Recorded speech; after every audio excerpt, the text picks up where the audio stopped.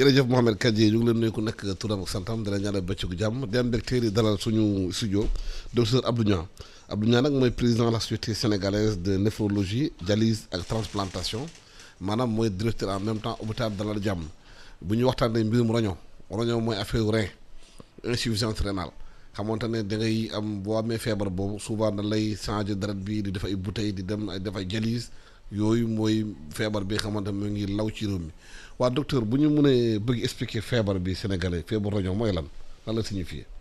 waaw jërëjëf Alassane maa ngi lay nuyu di la remercier ci invitation bii nga ma def doon aussi nuyu say auditeurs ak say téléspectateurs di la féliciter aussi ci émission bi parce que man dafa bokk ci émission yi nga xam si dama koy déglu régulièrement jërëjëf. alors pour sama présentation aussi bëggoon naa ba ma ko mayee ma wax ni maa ngi nekk professeur donc à la faculté de médecine de l'université Cheikh Anta Diop.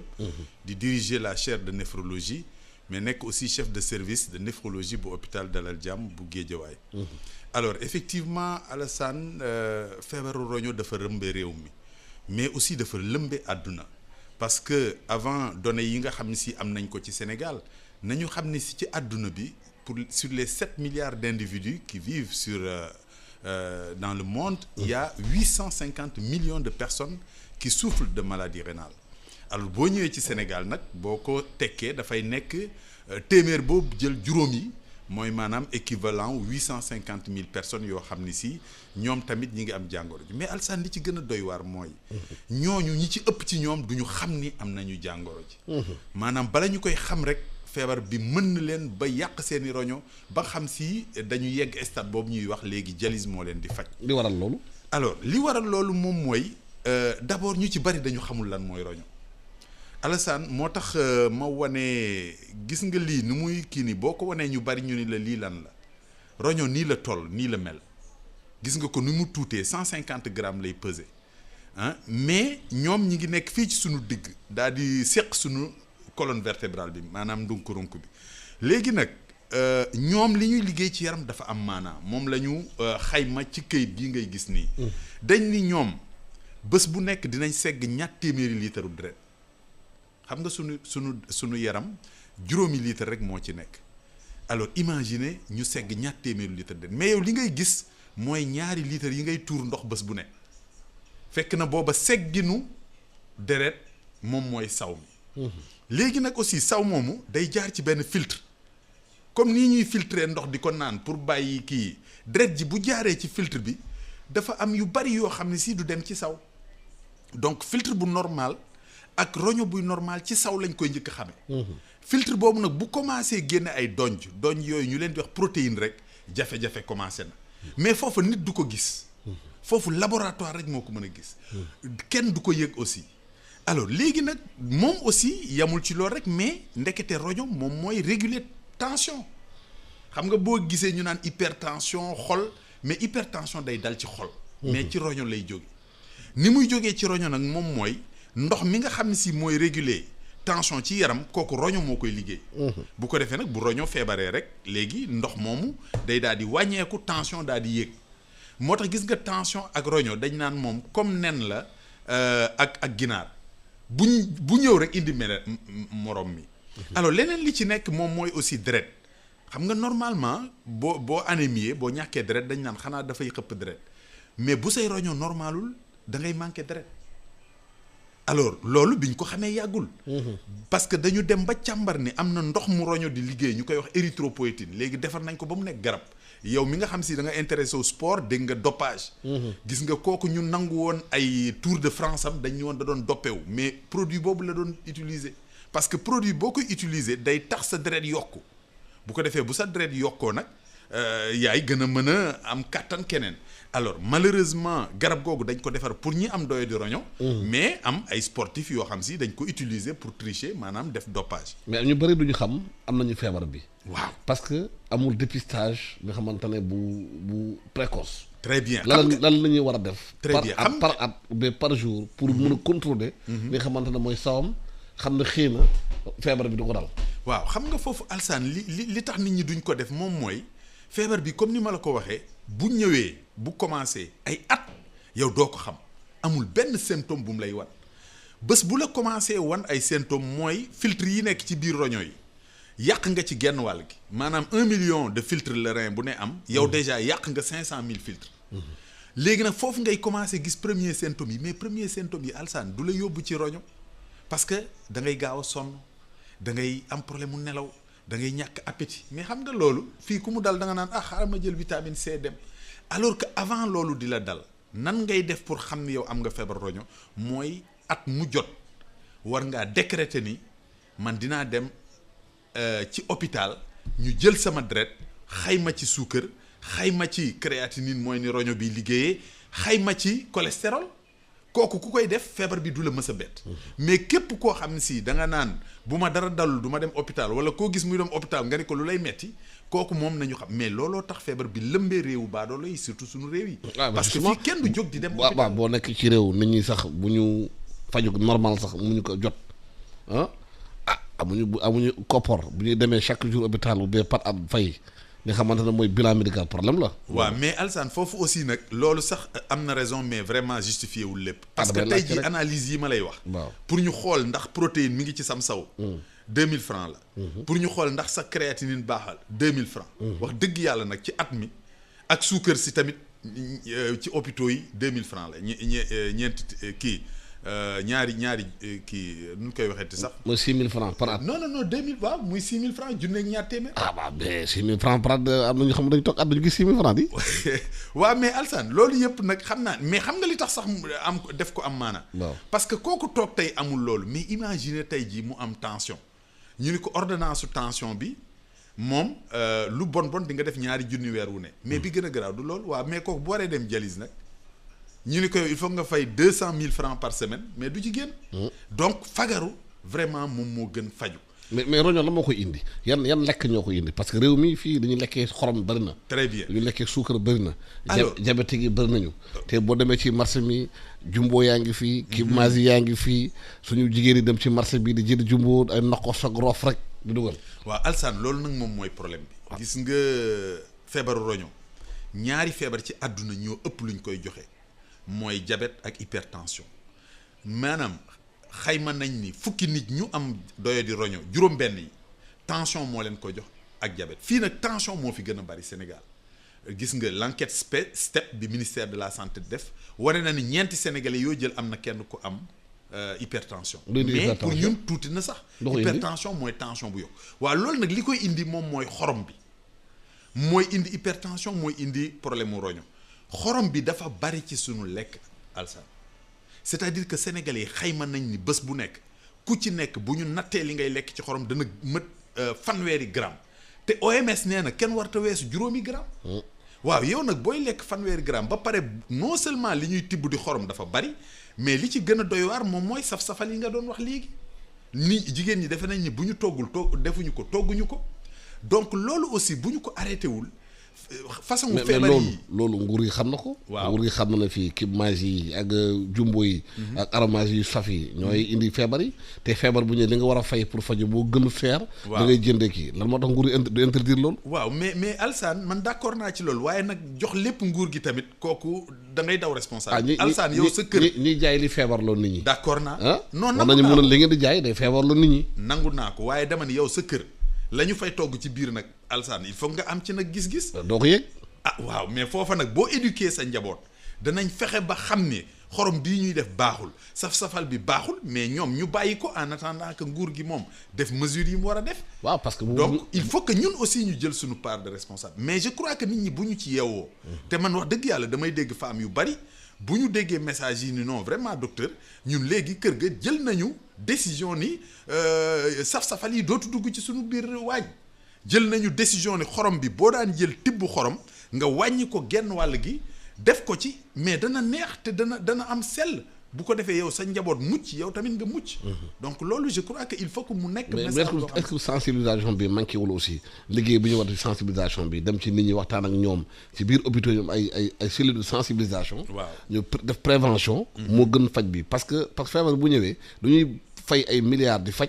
mooy gën a bëri ci bu ñu def prévention. waaw léegi nag loolu moom moo véritablement manqué ci sunu ay politique dans les pays en développement looloo tax la société internationale de néphrologie ak organisation mondiale de la santé dañu bëgg a ñaax sunu réew yi tey jii boo xoolee la prise en charge des maladies chroniques non transmissibles dafa am une bonne partie de prévention mais tey jii il nous faut par exemple néphrologue yi ñi ngi def plaidoyer pour am par exemple un programme national boo xam ne si dafay xeex rek ci doye di roño parce que doye di roño chaque année dana lekk rien que dialyse juróomi milliards ci budget Sénégal agence de la couverture maladie te ñu xam ni yore nañu yeneen feebar yu ñu war a te dialyse bi doyut parce que dialyse bi doyul association dialyse yi souvent ñuy yuuxu di naan nañu wàllu parce que ñoom dañuy bëgg faj yenn saa dañu am jot pour faju jot ci machine yi waaw mais looloo tax nag aussi ñun ñu war a xeex pour que feebar bi dellu gannaaw Alsaan fii ma lay wax ak yow at mu jot danañ am ñaari junni sénégalais yu soxla dialyse yàq seeni roño soxla dialyse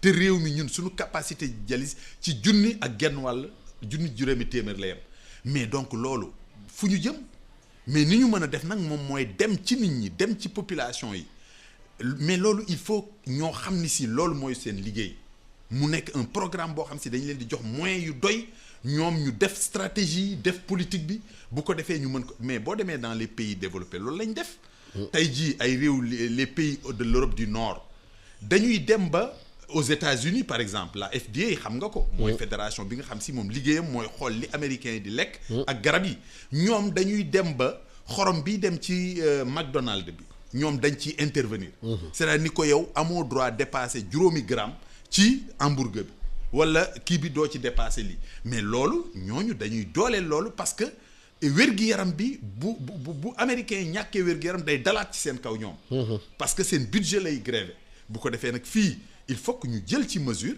ba nga xam si loolu yan bi dana wàññeeku ci kaw population bi. waaw mais importation produit yu am xorom ci réew mi gis nañ ko. ki magi bi jumbo yi mu ngi ci réew mi di lëmbe. te gisuñu benn mesure bu ñu jël est-ce que yéen sax médecins yi wàcce ngeen ci usines yooyu xool lu ñuy defaree seen ñam camalang boobu ah est-ce que jaar na yoon est-ce que norme ñu koy respecté. waaw yooyu moom vraiment normalement dafa am ay kuréel. man je sais que liggéey naa ak li ñuy wax la sécurité alimentaire def nañ fi benn forum pour améliorer l'île sénégalais yi lekk vraiment loolu man dama ko béggee monsieur Senghor avec son service def nañ fi forum ba commencer passer ay spots d'ailleurs dans les télévisions pour yee sénégalais yooyu mais yemul foofu il faut des mesures coercitives yoo xam ni si vraiment dañuy dem ba ñooñu ñu yoon taxaw nag ni leen yéen amu leen droit def lii amu leen droit def lii wala lii ngeen di jaay loolu baaxul parce que nag loolu état moom moo ci am mën-mën. comme ni nga ko waxee sànq feebar bi mu nga xam te doo ko yëg. te ñu bëri dañ xaaral ba feebar doo ko yëg feebar fekk béy wéy na muus. mais lan la ñuy war a def ci curricula yi. ci école yi. ci xale yi. pour déjà ñu jàngal leen loolu ñu mun a chaque année même bu fekkee seen papa yi jànguñu école seen yaay yi jànguñu école ñu mun leen yóbbu ci hôpitaux yi ñu def dépistage. waaw kooku Alsaan stratégie bi ci stratégie de prévention bu baax la bokk c'est-à-dire que éduquer commencer ko ci ndaw yi parce que commencer ko ci ndaw yi daf ñuy permettre habitude yi parce que man dama naan yenn saa yi li ñuy dal aussi mooy fii da ngay nekk xale. ñu tàmmal la ceebu jën bu saf xorom boobu. boo ngay màgg ba am 30 ans 40 ans mais daanaka yow ci sa bopp sax say papilles gustatives tàmm nañ loolu ba bu ñu la wàññilee xorom si sax nga ni ceeb bi dafa lewet mais fekk te li ñu la tàmmal moo baaxul donc ma yaakaar ni effectivement comme ni nga ko waxee bu ñu ko tàmbalee ci xale yi éduquer xale yi ak bañ ñi xale yu jigéen yu ndaw yeeg xale yu góor yu ndaw yëpp ni tàmmal lekk bu ñàkk xorom boobu d'ailleurs fii seetlu nga dara Alsaan booy togg bu bariwul xorom mais boo amee gan sax bu ñëwee danaan kii de togg tubaab lay togg. seetlu nga wax jooju. mais togg tubaab ak togg sénégalais amul li leen wuutale rek mooy kële 5 grammes de sel lay respecté yow 15 grammes ngay def ci sa togg donc du ngeen bokk nu mu safee mais te pourtant du loolu mooy neexal ñam bi.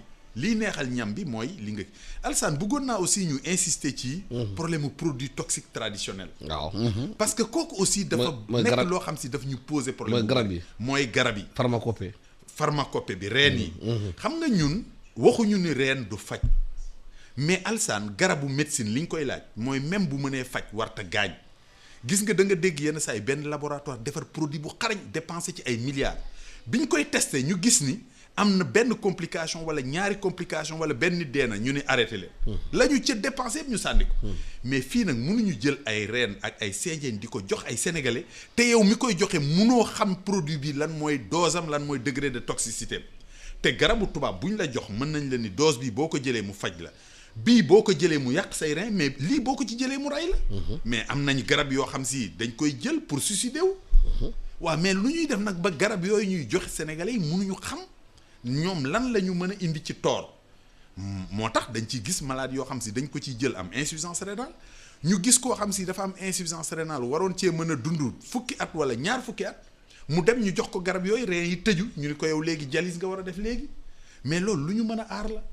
bon ni ñu koy aare nag mooy yee ñi koy def mais aussi ba pare vraiment organiser waat société bi ñu xool ba ku jóg di faj ak li ngay faj non seulement ñu xam ndax yow am nga compétence pour faj ni ñuy def docteur yi docteur doo jóg rek faj. est-ce que xam nga fii waxoon nañu fii woote nañ benn loi pour moderniser la médecine traditionnelle. bu ñu ko industrialiser ko. est-ce que amul aujourd'hui benn pas bi nguur gi war def ci ñooñu di faj maanaam garabu ñuul yi mooy suñu garab traditionnel yi. xool waxtaan ak ñoom ñu xool naka la ñu mën liggéey loolu. waaw loolu moom lu war a ne la parce que loo gis réglementation moo koy indi. te réglementation aussi moom mooy tax ñu mën a aar askan wi. parce que bu ñu bàyyee ku nekk def li nga neex rek loolu du baax donc yaakaar nañ ni foofu aussi ay mesures am na fa mais en attendant ñun il faut suñu devoir moom mooy ñu yee Sénégalais yi xamal leen bu ko defee ñoom ci seen bopp aussi dinañ fexe ba yoolu kenn du leen ci mën a pousser. waaw benn ñi bu demee ba feebar nag ba feebar bi jéggi dayoo am na yeneen étape. mooy greffe. transplantation.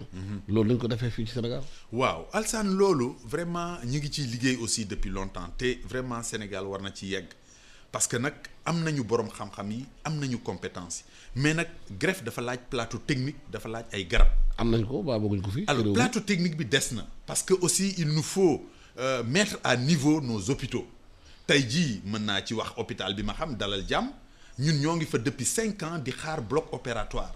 5 ans Alassane bloc opératoire central ubbeegul te kooku tey bu ñu ko ubbee woon lu mel ni greffe boobu mën nañ ko fa def am na yeneen hôpitaux yoo xam ne lan moo tax ubbeegul depuis 5 ans bon loolu ay problème mu liggéey la ak peut-être lu ay fonds yu nu war a def foofu ay dépenses parce que projet bi ça fait depuis 2003 ba léegi ku ne xam na difficulté yi nu am. ki war a def dépense bi ministère bi ou bien nguur gi ki war a def dépense non ministère bi quand même am na ci wàll parce que foofu lañ koy piloter et puis direction bi aussi moom mooy conduire yenn affaires yi mais am naa yaakaar ni vraiment bu ñu ci jubloo dans un proche avenir. kon depuis juróomi at bloc baa ngi tëju kenn ubbi ko.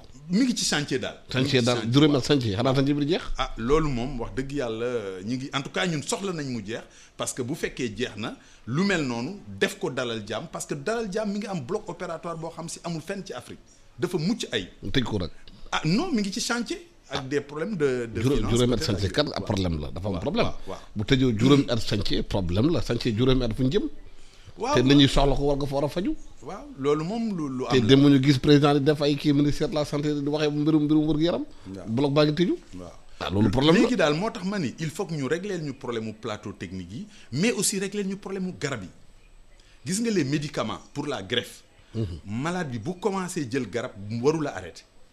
kon am rupture. waaw c'est-à-dire que garab googu mooy tax yaramam du xàmmee ni rein bii ñu ko jox. moomu ko parce que sa rakk la koy jox wala sa mag wala sa papa wala sa yaay bu ko defee ne pour sa yaram nangu organe boobu mu continuer dox ci yow garab yi amoo droit sax tëb ko benn fan. c'est à vie. c'est à vie ba pare garab yi dafa am njëg. maanaam tey jii dialyse xëy na di nga ci dépenser 1 million par mois mais bu ñu la greffé ba pare à partir de la première année daanaka année bu njëkk beeg ñaareel bi li ngay dépenser ci médicament presque dana yegg njëgu dialyse. maanaam da nga ci dépenser ci première année bi au moins 1 million de francs ci médicament. boo demee nag ba deuxième année bi jëm troisième année bi foofu li ngay dépenser dana toll ci 250 000 350 000 francs par mois mais xam nga kooku il faut nga am ko donc aujourd'hui bu ñu bëggee mën a greffer ay sénégalais parce que sinon ñi ñuy greffer ñun ñu ngi leen di yónni bitim réew mais bitim réew boo demee di nga fay entre 20 millions ba 50 millions.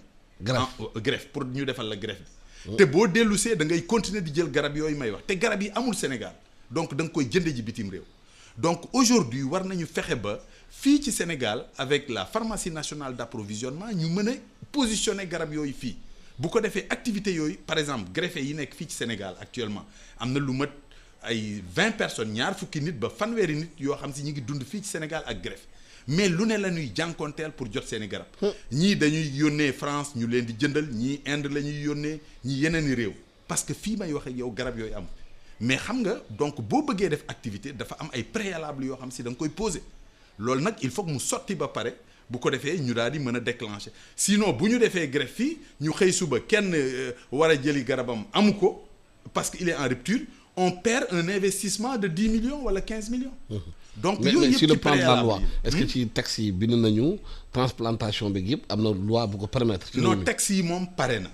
décret bi président bi waroon a def pour conseil national de transplantation pare na.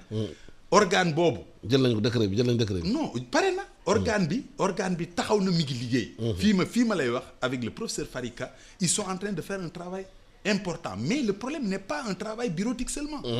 ñoom xam nga lan mooy seen liggéey. ñoom ñooy comme suñu ARTP. mooy xool hôpital bi mën a greffer ñu ni kan moo mën nga ñëw ñu daan la nag boo bëggee def il faut nga am lii ku remplirul condition yooyu doo ko def donc ñoom dañuy gérer la sécurité des Sénégalais. mais loolu amagul. mais léegi man dalal jàmm bu ma bëggee ni dama bëgg a def foofu greffe te au ma bloc opératoire bu ma defee sama dossier dañ naan ma doo ko def parce que yow rempliroo condition yi beneen hôpital bu ñëwee bëgg a def ñu ni ko yow kat rempliroo condition mais finalement ñoom ba ñu lancé seen appel ba léegi mais kenn ki yëgul. parce que xëy na ku ci nekk am na lu la dese foofu nag la ñu war a dem ci ñooñu xool la leen dese jàppale leen ci pour que greffe moo tax sénégalais yi ñoom ñi ngi laaj kañ lay commencer. waaw ci gàttal daal mooy bu fekkee ne feebar nga roñoo war a def greffe bu fekkee baadoolo nga daal da ngay xaar daal ba sa day ñëw. amoo moyen ndaxte 20 millions moom sénégalais yi war a def greffe moom amu ko fii ci réew mi. feebar bi musiba naarul lay la. waaw ñu ngi bàyyi xorom ci dugg ci réew mi bàyyi nit ñi di gën a lekk lu bon defuñu prévention bi foofu mooy boo feebaree feebar bi soo amut ay moyens da ngay toog bind sa testament. moo tax ci suñu plaidoyer aussi dañu ci laaj politique boo xam si dafay soutenir ñi bëgg a def greffe parce que li ñuy bañ aussi moom mooy bu ñu commencé greffe. parce que 20 millions moom am rek sénégalais bu koy fay moom bariwul ci réew mi jot. léegi nag bu boobaa gis nga xam nga nii fi mu ne greffe état wu Sénégal amu ci non dialyse état wu Sénégal amu ci map ñam ak seen ñëpp ñoo tolloo ci greffe ci dialyse bi moo tax loolu aussi dama ciy rafetal vraiment politique bi Sénégal def. parce que boo matlewul da ngay c'est géré dans la transparence depuis bi ñu amee dialyse fii boo demee ci centre boo dem le premier venu et le premier servi.